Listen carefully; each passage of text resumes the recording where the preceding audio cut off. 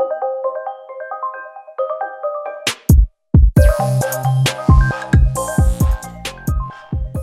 everybody and a good afternoon to you all, or morning or evening, depending on when you're watching this. I always try and say it when I'm recording it, but this is the PGA DFS top 5 values for the Honda Classic. We've got a good one this week, maybe some names at prices that you wouldn't typically expect, but I've weeded them through here early on in this Monday morning, or it's Monday afternoon now, or so early on in this week, I should say. And I come up with 5 good names that I think are going to present some real good value this week. Of course, if you're new to these videos, make sure you like and subscribe. You'll catch my other ones. And of course, if you have caught my top 5 bet video, you'll see one of the same guys. You know, I try and give you some different names. Don't try and do too many duplicates, but I couldn't pass up this one value this week. So we'll talk about him in a moment. Let's go into Transparency Corner here, though. First, last week, I had recommended Patrick Cantlay, Tommy Fleetwood. They both missed the cut. But Joaquin Niemann, Christian Bezuidenhout, and Sung Jae Im all presented some pretty good value off of their prices. Niemann had a good amount of points. Bezuidenhout, not great, but Sung Jae Im certainly put up the points. So overall, I'll give myself about a C+ for last week's grade. This week, though, I'm going to start off with Harry Higgs. Here's a guy that popped up last week, came 29th, had a good Sunday as well. Take a look at his strokes gained numbers on the season. 92 off the tee, 72 on approach, 190 around the green, and 96 putting. But both around the green and putting had piped up a bit last week. So maybe coming into form, he did make the cut here last year. So good enough, came in 58th. So Harry Higgs, $7,100 presents some pretty good value down there.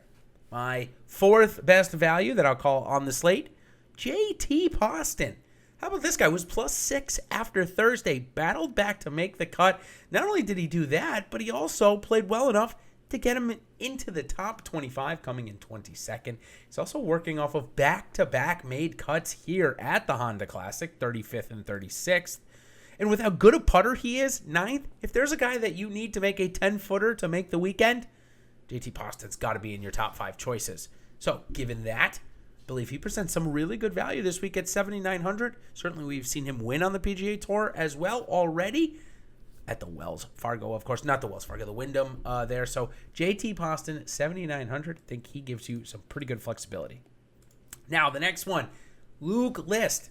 This is a product of his odds being 70-1, priced similarly to, say, Poston, Doug Gim, Cam Davis, but it's coming in at $7,500. So this is, again, product of price here.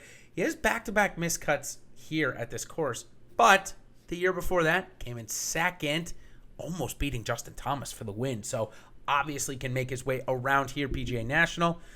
Working off a miscut last week, but that was on the number at TPC Sawgrass and a 63rd at the Arnold Palmer Invitational where he had a bad weekend. But he's so good off the tee this year, 10th, 106th on his approaches, 128 around the green, and 211th putting.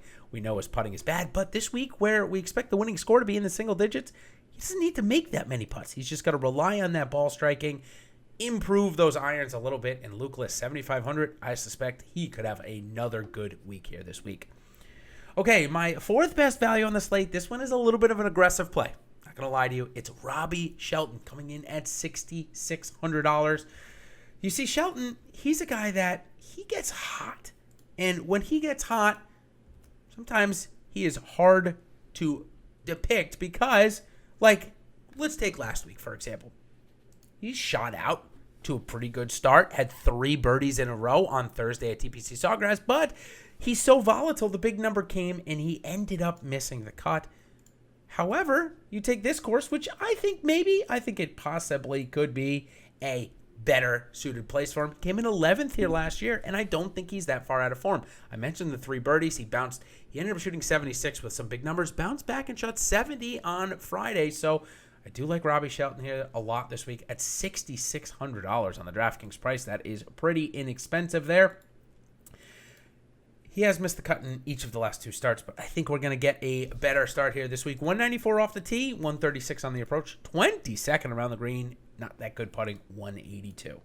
Okay, my number 1 value on the board with how good he's playing recently and given his pedigree of what we know about him, it's Brandon Wu, the Stanford Cardinal grad, $7,800 this week.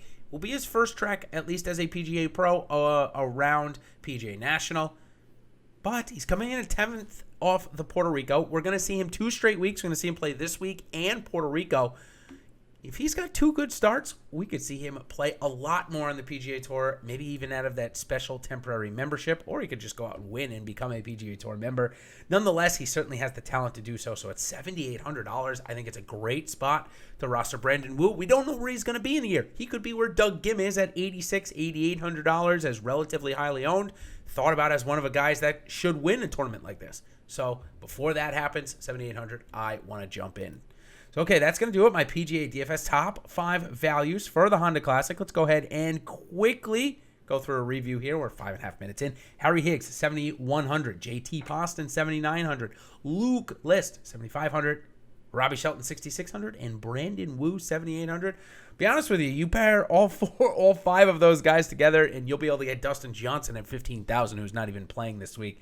So you should be able to make a good amount of variations of lineups off of these 5 guys. So good luck doing that, and good luck this week at the Honda Classic. Of course, make sure you like and subscribe again. I'll still have my PGA DFS top 5 fades and sleepers of the week still to come. So stay tuned for that. Until then, everybody, good luck, and we'll see you on the other side. Cheers.